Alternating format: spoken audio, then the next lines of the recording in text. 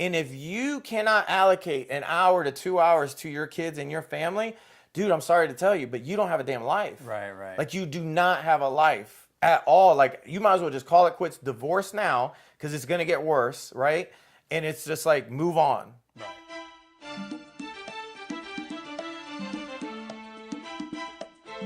What's up, everybody? Welcome back to another episode of the Middleton Methods podcast, where you get to be a fly on our wall, or today on Franklin's wall. Yep.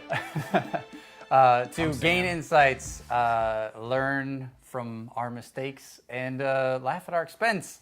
This week is a little bit different. We had some videos, some projects we're working on this week, and I thought this was a great opportunity to sit down with my brother from another mother, Mr. Franklin Cruz. If you remember, him and his wife Bridget were at our place for an amazing podcast. We still get a lot of comments, a lot of great feedback on that episode. But I wanted to interview him today on a couple of things. Mainly, I'm a new dad. Still, I feel like I just started this whole dad journey just last week. I still don't feel like I know at all what I'm doing, figuring it out every day. And my buddy Franklin here has 2 children, 2 boys, nonetheless. My goodness, the boys. I don't know how you do it.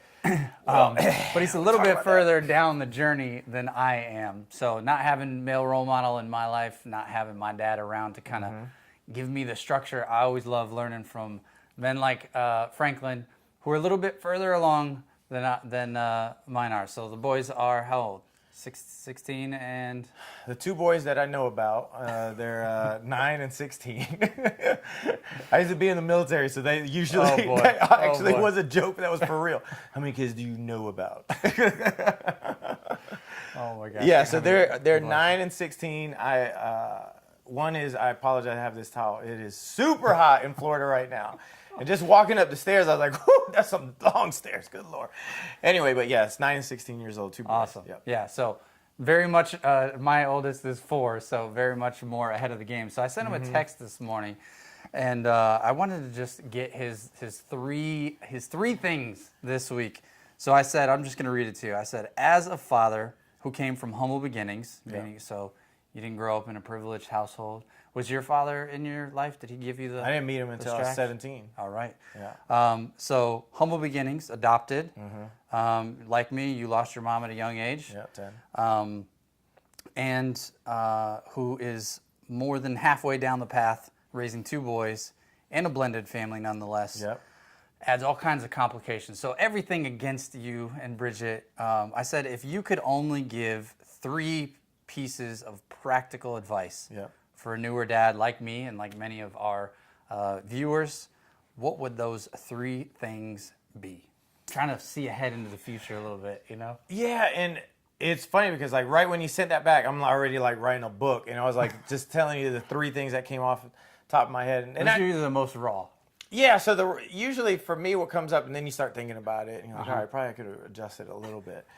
But the very first thing is like everybody has different scenarios, right? So like when I came in, my 2 boys, like my oldest is 1 foot out the door, so he's 16 going on 30 already, and thank God, because they really do eat a lot at this stage. Like I remember my dad saying, oh, he used to eat us out of the house, and I'm like, whatever, you're just like complaining. And now I'm actually one fronting the bill, and I'm just like, damn, like he does eat a lot, right? And he always wants the AC on, and then he takes these long showers, and then he's not even paying the bills, right? So I'm just like, look, really? You can't keep on asking for snacks, right? Because you keep on taking my protein bars. They're expensive. They're like $3 each. This guy needs a lot of protein, like, a lot.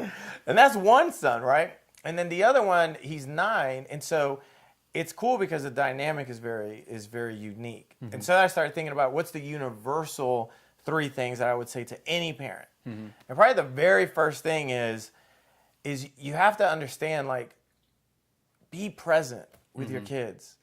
Like, we get it because we're entrepreneurs, and if you're not an entrepreneur and you want to be one and you're just working a job, so no matter what, like, you blink your eye and they're a foot taller. Like, no exaggeration. I remember, my youngest son, or my oldest son, Alex, I would wake him up in the morning, and eventually he started waking himself up, probably about 6 or 7. And I would look at him and I'm like, I swear to God, like this kid changed overnight. Yeah, like for real, like no exaggeration. So he's 13 years old and we bought him these khaki pants, right? Like I got khaki shorts on because I'm trying to be like LeBron James. But so what happened was, no, for real, we bought khaki pants. I'll never forget this. Dockers. I hate Dockers, but for some reason he liked them. And so I was like, all right, fine, we'll buy the damn Dockers, right? They're like $40 each. So for me, like I still sometimes go to thrift stores, right? But we don't need to talk about that. So anyway, down Macklemore. Yeah, well the thing is then you forget, like you go to the really expensive thrift stores, you can actually get like super expensive clothes, and then you go into the cleaner, and then you get the tailor. But anyway, we don't need to talk about it. But anyway, we go to Dockers, he gets brand new pants. And they fit him perfect, okay? So we bought like 3 pairs of pants, it was like $120 for all pair. I wait, no exaggeration, because I still had the receipt. 30 days later, it doesn't fit him anymore. Dang. And it wasn't because he's a fat kid, right? It's like they're probably going to show a picture. Like he's a rail. Like he's straight up muscle jiu-jitsu since he was 4 years old, and no fat on him. But he grew, and it didn't fit him like by this much. That's crazy. From his ankles, like it went up that much, and I was just like, wow. Yeah, Peyton's been waking up in the middle of the night and asking for an ice pack because she's like, my leg, it hurts, and you look at her leg. There's no scratch, there's no boo-boo, nothing. I'm like, baby, your leg, you got growing pains. Yeah. She's only 4 years old. You're growing. And then my other son, all 3 of us, one time we made this coffee cup and we put our hands on it. And so that coffee cup broke, and then we had to create another one. And so I created one that had my 9-year-old's hand on there. And so now you put his hand there, and his hand like wraps around the cup. Beforehand, it was like a little portion. And so what I mean by being present is like, you got to think about it. If you have a job or if you don't, be present with your kids. Well, I don't care who you are. Today we're busy, right? But you've got to really be present. Like get them interactive. Like a lot of times we'll do this. We're like, oh, how you doing? Oh, yeah, and put the phone in front of their face, right? Because we don't want to be talked to. I've been having a long day, whatever.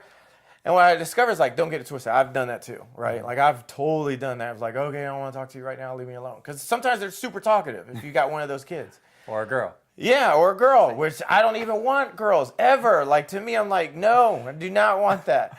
And so it's an old military story about girls, but I don't want to talk about it. So for me, it's like be present and really enjoy the moment. How do you be present when you've got bills to pay, businesses to run, marriage, date nights? That's a great question. So this is what you do. Look, if you've got bills to pay, date nights, all this other stuff, and you're a high performer or you're somebody who's thriving to be a high performer, there's one thing I've learned in business is that you have to be somebody who's diligent with your time. Time management is the only way anybody goes from here to here. Right. Period. I don't care who you are, what you do, like everything is pertaining to time management. And if you cannot allocate an hour to 2 hours to your kids and your family, dude, I'm sorry to tell you, but you don't have a damn life. Right. Like you do not have a life at all. Like you might as well just call it quits, divorce now, because it's going to get worse, right? And it's just like move on. Right.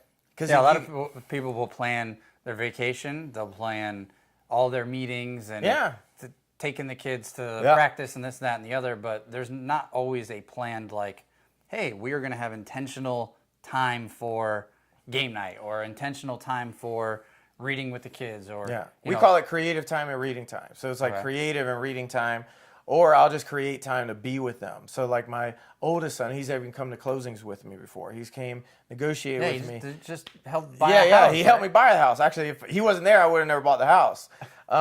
And it was awesome. It was like one of those teary-eyed moments, right? But obviously, but I'm so big, I can't be tearing up, right, in front of people. So then what happened is my youngest son, sometimes I do jiu-jitsu with him. Now that's like one of the most painful ways to be with your kids is doing jiu-jitsu. I don't recommend it. But I'm with them, right? And so we're having that bonding moment. So rule number 1, you got to be present and you got to create time.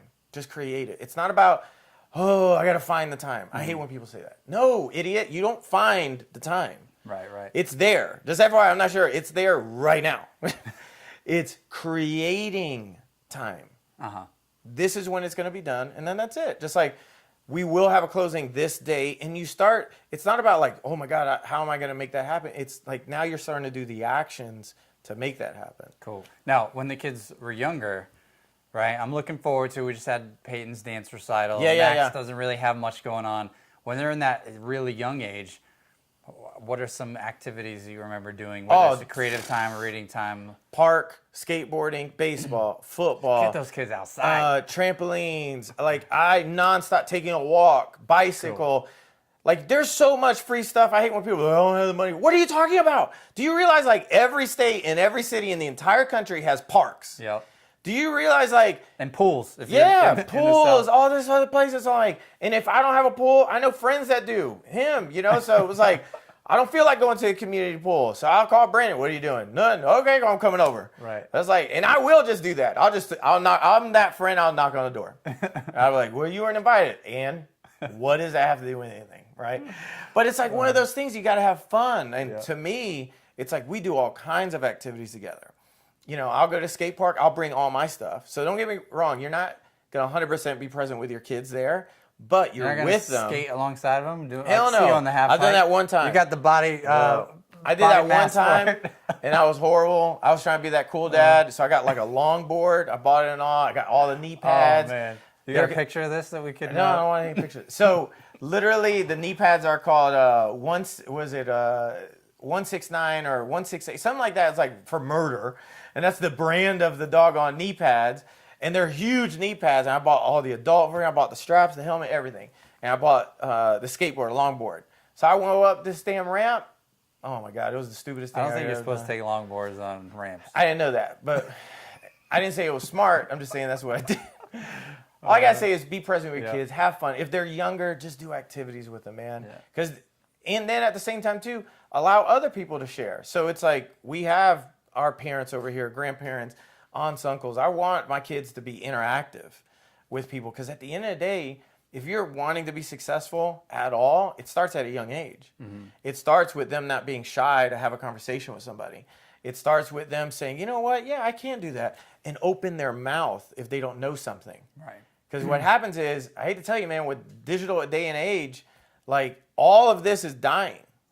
That's why, to me, it's unfair for people that know how to actually speak to people and establish rapport and everything else. I'm like, this is great for business for me. Right. But other people who are doing this, like, you're going to have a hard time. Yeah, no, that's true. You are going to have a hard time because at the end of the day, and we do this too much, like, oh, here, and, watch Netflix or do this to the kids. And it's just, a lot of times I'll give them a book or I'll give them something to draw on. I was like, think about outside the box because then they're creating something in their head. What do you think a business is? It's just art in a different format. Mm-hmm. It's literally art. It's just you're drawing it out in your head. What's the difference between creating and consuming? If they're just like this, they're just taking it all in versus being like, what can I do? I mean, they just made like some slime with worms and those little science projects and stuff. That's awesome. They love getting dirty and just doing activities and That's stuff. That's what it's all about. 100%. Cool. All right, what was number 2? I forgot. All right, I'm here, man.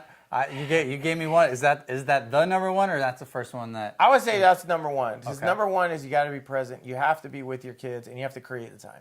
You just have to. Because if not, it's going to be a losing battle. You're going to have that 30-year-old kid still at your house. Period. Or be super angry at you when you get older because you never spent any time. There's this great meme. It was with the son coming up to the dad, and he's like 6 years old. He's like, Daddy, play with me. And the daddy's like, no, whatever. Then the dad or the son is 10 years old, and he said, Daddy, play with me. He's like, I'm good, right? Because it goes by so quick. Then 13, Daddy, play with me. He's like, no, later. Daddy, 17, play with me. No. Then the dad comes up to him at 20, the son. He said, hey son, let's go out. And then he turns back around and he said, no, I'm good, Dad. That'd be like, you did it to yourself. You did it to yourself. So to me, that is the number one thing. What else you got? Number 2. I got to look at my notes now. I forgot. Good Lord. Let me write. I texted to myself. Oh, here we go. My kids are downstairs. Andrew, be quiet. I'm filming. Get ready. All right.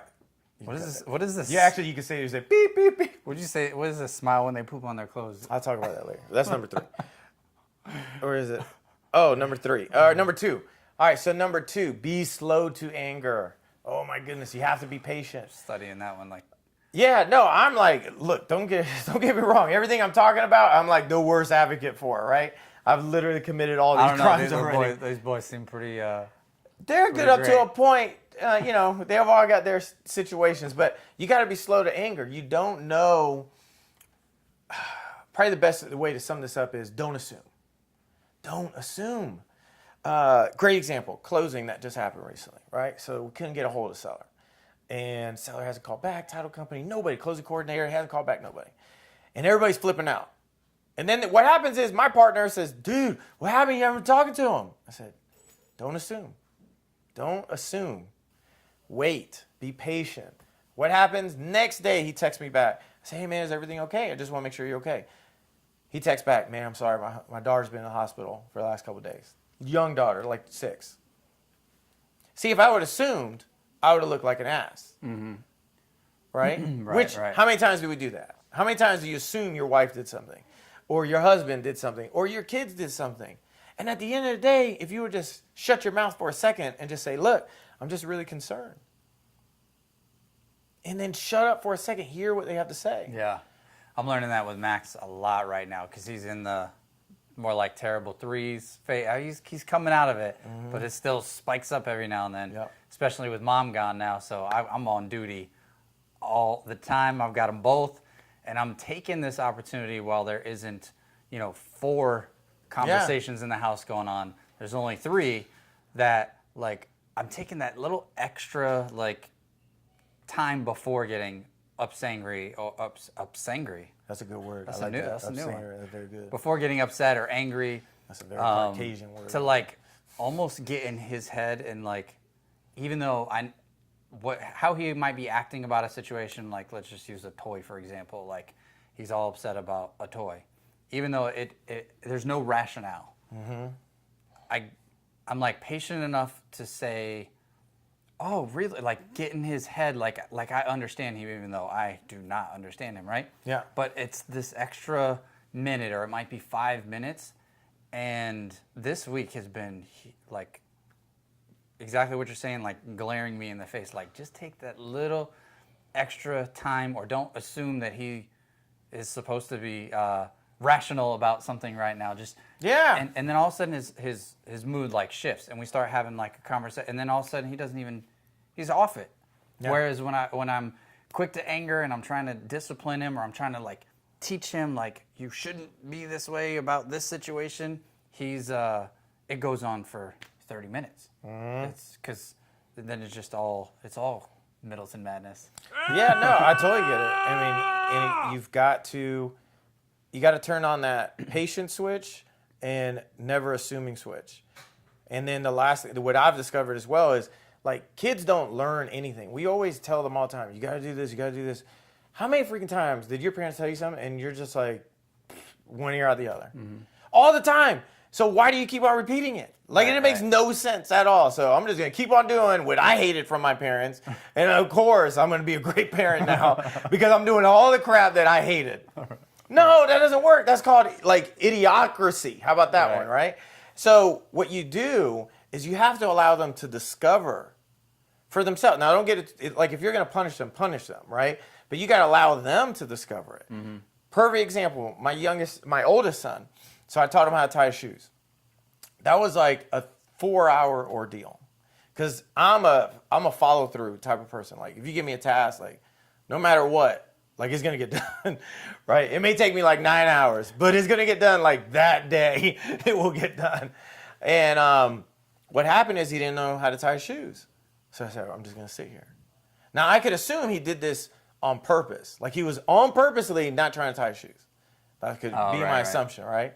He's just going to wait this thing out and see if Poppy is just going to walk out and just say, I'll just tie your own shoes, right? I'll tie them for you. How many times do we do that, right? Oh, I'm getting impatient. So I remember I blocked out some serious time, and I was like, today is the day. Like, he's going to learn how to tie these damn shoes. And so, no exaggeration, this is what happened. So I go in there, I sit down, bring up the shoes, and I say, all right, tie them. No, I couldn't tie them. Tie it again. Nope, couldn't do it. Tie it again. I never touched the shoes. Do it again, do it again, do it again, do it again, do it again. 3.5 hours later, he finally got it. See, because people discover answers. Even kids. Remember, the frontal lobe right here in your brain is the frontal lobe. You can look this up. It's true. The section of the gray matter right here that really just amplifies consequence, which is right here in your frontal lobe of your brain, is not fully developed until you're 27. Right? So that's why kids are totally idiots, right? Because we were too. Like, we did all kinds of stuff. I remember throwing oranges at people's cars. I feel like an idiot. Yeah, I did all kinds of stupid stuff. Like, stuff that was like, I used to go cow tipping, right? I came from New York, and I was like, and I saw bulls in Barica. I was like, why don't we tip those over? That's going to be a smart idea, right? That was the dumbest thing we could ever done, right? And especially brown people. Like, that doesn't work, right? So what happens is, it's like, I had to discover all those answers. Like, I discovered, like, the only way that I graduated high school is when I discovered, like, I'm going to fail. I had to discover that. The teachers have been telling me the whole time, you're about to fail. No, whatever. You're going to fail. And then one day I was like, if you want to join the military, you can't because you're graduating with a special diploma. I'm like, whoa. It was a self-discovery. What helps you give that patience for them to discover that? What is inside of you that you make the choice to be like, oh, I'm going to be patient in this situation versus I'm going to be angry or whatever? So, well, anger for me is like hereditary. So, like, for me, like, I get pissed off all the time. I just hide it really, really well. And sometimes I just got to walk away. Like, I'm like. But in those moments when you are being patient, like, what do you think it is about that you make that choice to be like, I time block it to be totally straight with you. You're such a structured guy. Yeah, no. I'll get, like, we don't have a timer here, which I'm surprised have here. But normally I'll have a timer. Yeah. Like, I do CrossFit, so we time everything. So I'll time block, and I'll put, like, for 30 minutes, I'm going to teach this kid how I do dishes. Like, Andrew knows how to make egg whites, right? Like, Alex cook, clean, everything by himself, right?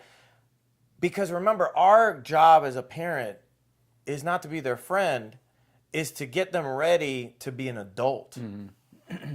And we forget that. We actually like, oh, we want to be buddy with them. That's easy to do because, like, some of my team members that we work in our community together in our business, my team members, I'm like, I love them, but I'm also not going to be their best friend, right? But you know why? Because I want him to get better. I want him to be the best video guy ever. But if I'm too personally connected to him, now I'm swayed a little bit. Right. I really like Javier. I really, and then you think twice about being hard on somebody. Right. Instead of like, hey, Javier, that last video. Protect the relationship. Yeah, a little bit. Instead of like, look, dude, that last video was garbage. So look, this is how you got to get better, right? You tell me, what could you have done better? You can't do that if you're like way too emotionally attached. I think you said it though. It's like, I don't know, emotionally attached. Like with the kids, patience is about, like, I love them, obviously, right? Yeah, of course. You love them, so they're you, literally. Your DNA. so that coming from that place of like, I love you, and I don't like how you're acting right now, or I don't like this situation. Yeah. And I'm too busy, or I'm too tired from the day, or whatever, to want to be patient. So inside, I am being very impatient, and I want to get angry right now. But I love you, and I want to see this change in you. So I'm taking that extra time or making that extra effort. I think that like, it may sound cheesy and corny and foo-foo, but love really is. I think that it's not a strategy, right? It's not a structure. Like if you love your kids and you don't want to see them, sleeping on the couch in your basement at 30, you got to make that investment and do those. It's easy to say. It's harder to do, right? It's not hard to love. No, love. Well, sometimes it is. Sometimes it is. Like, don't get it twisted. Like, there's some activities that my kids have done. I'm like, yeah, I could probably take away this love card. Like, it could easily go away. Like, right now, I don't like what you did at all. Like, hell no. This podcast is going sideways. I'm telling you. Look, I'll give you an example. I think we've all had moments that we, like, really? He came for me? Like, what just happened here? Andrew, I remember his little kid, he grabbed my Ray-Ban sunglasses. He looks at me. He takes his glasses off. He puts them on. He smiles. I'm like, oh, look at this. So amazing. He looks at me one more time. He has the sunglasses in his hand. And he does this. And he looks dead at me. to see what I'm going to do. And I'm like, oh my gosh. And he looks exactly like me. So I'm like looking at myself. I was like, I could see why people harm children right now. I was like, I could totally tell. But all jokes aside, I mean, at the end of the day, you got to allow them to discover, because we have to discover the answers. The only reason why I would say I'm halfway successful in business is because I discovered all my failures. And I fail every day. Every day I want to get better. So I'm like, tell me, what can I improve? Like, you're a funnel phenomenon, right? So I'll say, hey, what do you think?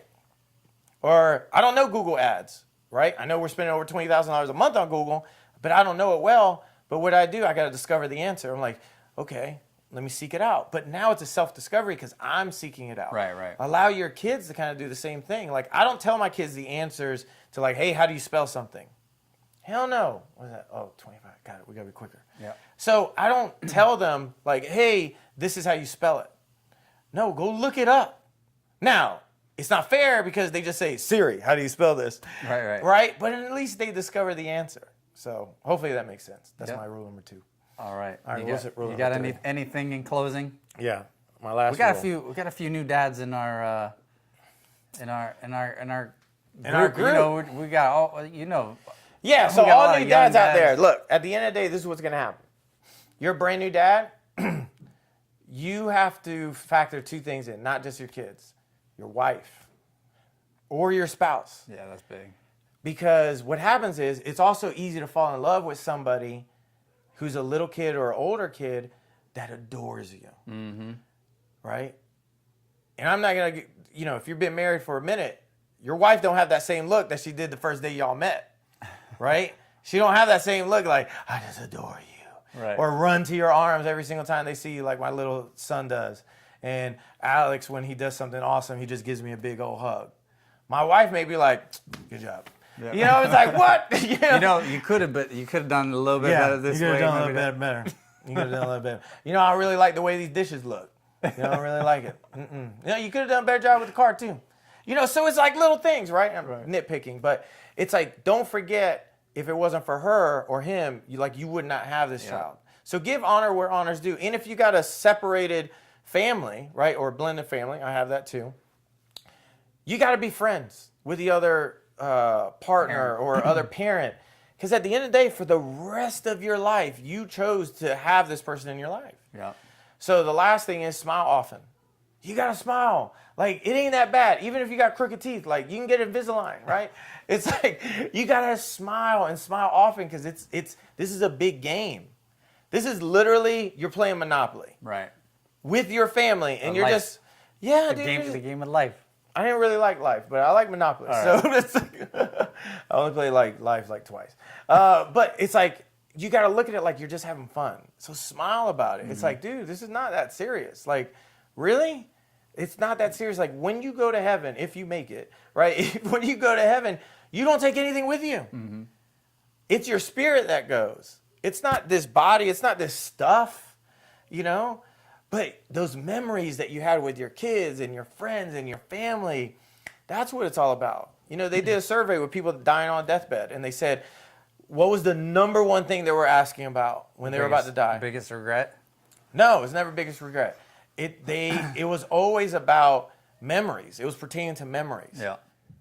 Yes, and it was kind of a regret. So you're 100% right. So it was like the memories, but then it's like, okay, I should have went here. I should have went there. But what is that? That's experiences. See, not one person in that entire survey, and it was like tens of thousands of people that surveyed. Not one person said, how much money do I have in my bank account? Right. What's in my account again? Nobody says that ever. Because when you're about to die and it's serious, the only thing you care about is like, man, I should have spent more time with him. Mm-hmm. Man, I should have went to jiu-jitsu. I should have went up there and did ballet with my daughter, right? Even though I can't dance because I'm Caucasian, right? So it's like all these things that you could have done. You can't dance because you're not Caucasian? No, because you are Caucasian. I'm talking about him. Yeah, so it's like, can't dance. I've never been to a ballet. But what I'm getting at is like, you got to smile, have fun with it. This is a big game. Now, if you have more than 8 kids, you don't have time to smile. Yeah. You just done messed up. But that's your call. No, I'm just kidding. But anyway, just have fun, man. I mean, it's so temporary. It's like it's a blimp in time, and then I hear dads like you tell me that all the time, and I have to be intentional about that because I feel like it's sometimes. I mean, day to day, it's like really they're gonna be 16, 18 years are gonna go by that fast. Cause dude, I got pictures on my timeline that has been like a blur. Yeah, I see Alex. Alex is 16. He drives, right? And so it's like, dude, I had Alex at 3.5 years old. So he was a little munchkin. And what I mean by smile often when pooping on your hand, so what happened was, one of my sons was really, really young. Oh. And so I smiled because like he's decked out in his school outfit. And I got a TV appearance. Me and my wife were going to be on the Christian network, right? And so we go over there, and I look at him smiling. Look good. And so I pick him up, and I'm like, what's that smell? Oh, man. And I look at my arm, I got a white shirt on, about to get on the thing, and there's like poop all over. And it's like that hard brown poop, right? It ain't like that soft, light brown, right? And so it's like, so I look at him like, you gotta be kidding me right now. And so I'm like, I don't even know what to do. So I literally run to the bathroom. I had to military clean this as much as possible, throw it out, tell people, it's like, don't go in there. This guy right before us, it was horrible.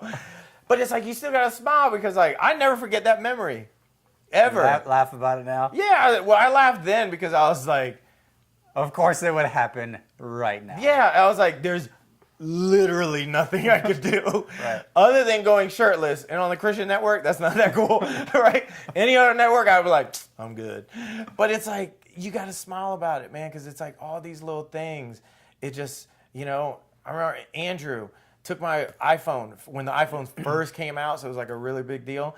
And he took it out the case, and I said, hey, man, don't take it out of the case. I had an Audible case or an Ottoman case. He took it out. No exaggeration. The second he took it out, it dropped and cracked.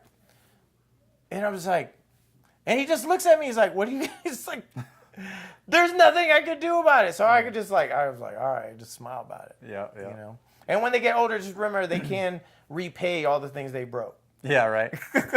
So you got him working for free now at 16? He's not working for free. He's paying it through what he's making. He's paying back. So I was like, yeah, we got this. Hopefully that helped. I'm not sure. Yeah. I'll just add a bonus here. I love the cliche, it takes a village to raise a child. Mm-hmm. I totally believe that. It makes it a whole lot easier to smile and be forgiving and be patient and be reminded of this type of stuff when you have so much light on when you've got good people around you who are going through the same experiences as you with a positive, healthy mindset, who understand what their priorities are when it comes to home. And business. So that's a good point. I want to thank you, brother. Yeah, man, no problem. Being a great friend for the last 8-9 years or whatever. Yeah. Yep. Obviously, I've never changed. Only got better looking. And I want to encourage you guys to check out the past episode with him and Franklin. And how can people? Him and Franklin. I was like, well, I don't have no partner. You can check trueinvestors.com or Franklin Cruz, or just find me on social media. That's basically it, man. I'm definitely proud of you because you never quit. And so this podcast is blowing up, and I believe all the other things that you're up to right now is about to explode. It's like it's getting ready. Mm-hmm. You've been building that foundation. You're like, all right, good. I'm good with the foundation now. Now I start building the house. Yep. So I'm proud of you for all your growth, man. I can't wait to see another year from now, see how much further it goes. Awesome. Thank you. No problem. All right, guys, like, subscribe, and share. Check us out on Instagram at BrandonandSam.com, and we'll see you next week for another episode of the Middleton Methods podcast. Shout out to Sam. Can't wait for you to get back home later. I can wait. He can come over anytime. Bye, Sam. Bye.